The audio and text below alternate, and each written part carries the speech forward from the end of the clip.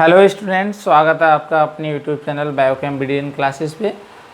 पिछले लेक्चर में हमने डिस्कस किया था राउल्ट के नियम को, और आज हम राउल्ट के नियम से समझने का प्रयास करेंगे जो आपका मोलेंस है और वाष्प दाब है, इसके मध्य कैसे हम ग्राफ बनाएंगे, इसको समझने का प्रयास करेंगे।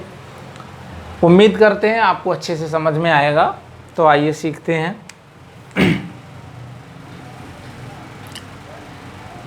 पहले हम बेसिक थोड़ा समझ लेते हैं। जो हमने राउल्ट के नियम में देखा था, द्रव्यीय विलयन के लिए हमने एक पात्र लिया था और उस पात्र में द्रव एक को फिल किया था। यहाँ से द्रव वेपोराइज हुआ था और वेपोराइज होने के बाद में इसी द्रव पर वाष्प दाब लगा था। केवल द्रव एक था, इसलिए यहाँ पर जो वाष्प दाब लग रहा था शुद्ध वाष्प दाब था P1 नॉट। P1 नॉट जो है वो है शुद्ध वाष्प दाब द्रव एक के लिए। दूसरे पात्र में हमने द्रव दो को लिया था, द्रव दो, और ये भी वेपोराइज हुआ। द्रव दो दोनों वाष्पशील थे और वेपोराइज होने के बाद में द्रव दो पर वाष्प दाब लगा था। इसको हमने माना था P2 नॉट। P2 नॉट जो है वो शुद्ध वाष्प दाब है, द्रव दो के लिए। दोनों को मिला दिया था, तभी विलयन तैयार हो गया।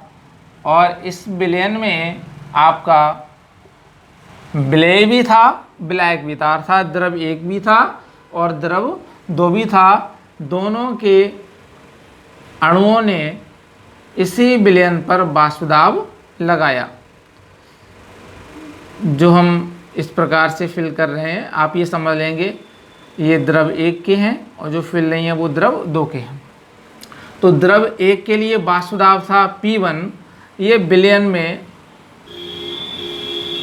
में द्रव एक के लिए आंशिक वाष्प दाब, और ये P2 जो है वो विलयन में द्रव दो के लिए आंशिक वाष्प दाब है।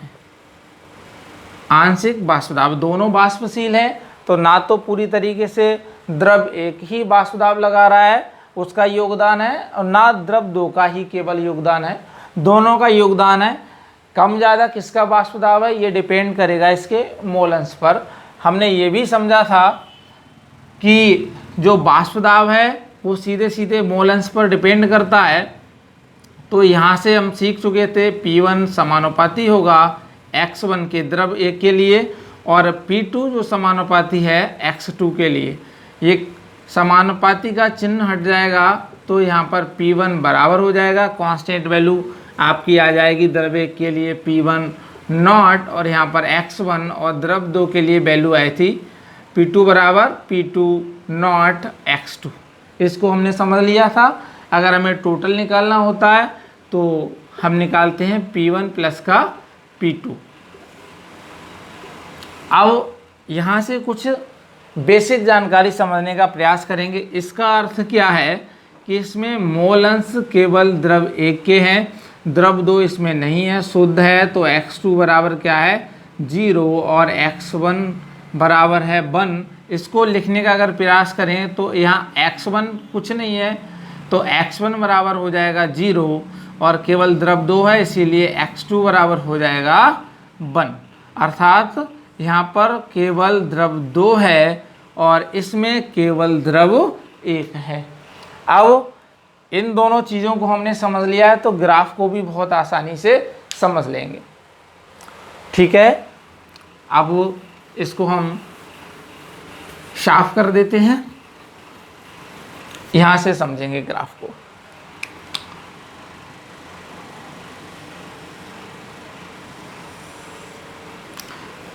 एक तरफ हम वाष्प दाब को लेंगे।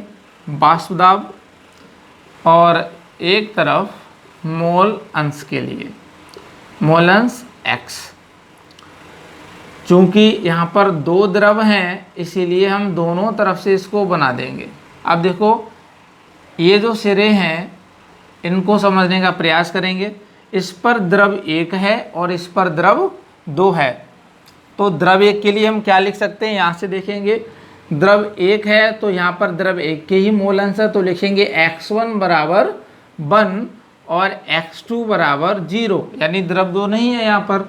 और यहाँ पर लिखने का प्रयास करेंगे तो ये हो जाएगा x1 बराबर 0 और x2 बराबर 1, अर्थात यहाँ पर जो द्रव है वो केवल 2 है और यहाँ पर द्रव है वो केवल 1 है।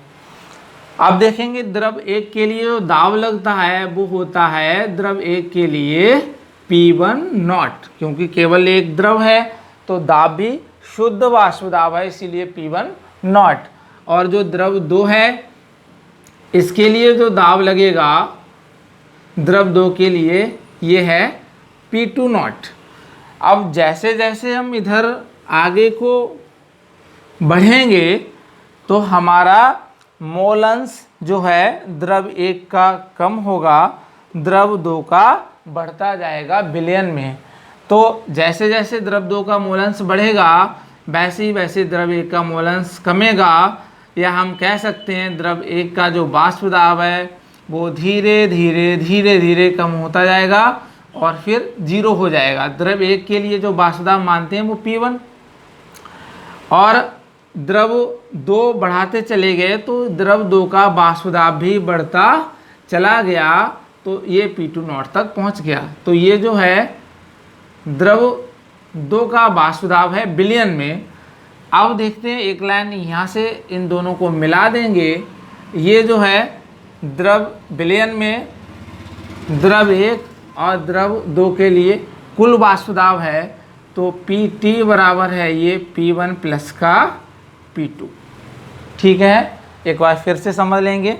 यहाँ पर केवल द्रव एक है, यहाँ पर केवल द्रव दो है। इसको लिख सकते हैं x1 बराबर 1, इसको लिख सकते हैं x2 बराबर 0।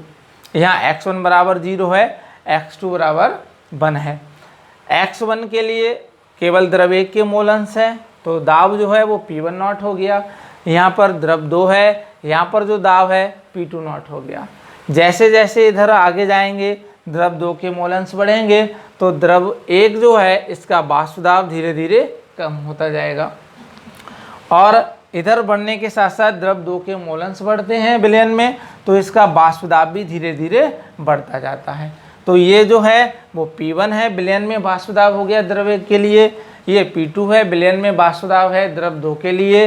इन दोनों सिरों को यहाँ से P1 और P2 को मिला देंगे तो ये हमारा कुल वाष्प दाब विलयन में निकल के आ जाता है। तो इस प्रकार से हम मोल अंश और वाष्प दाब के मध्य ग्राफ को बना लेते हैं। उम्मीद करते हैं समझ में आ गया होगा, बहुत ही आसान है। इसके बाद में हम आगे के टॉपिक्स क्लियर करेंगे। अगर किसी प्रकार की कोई समस्या है तो आप कंफर्म कर सकते हैं, और आपसे रिक्वेस्ट है जो भी आप हमारे चैनल्स को देख रहे हैं वो चैनल को सब्सक्राइब कर दें, और हम अच्छे अच्छे टॉपिक्स आपके लिए देते रहेंगे। धन्यवाद।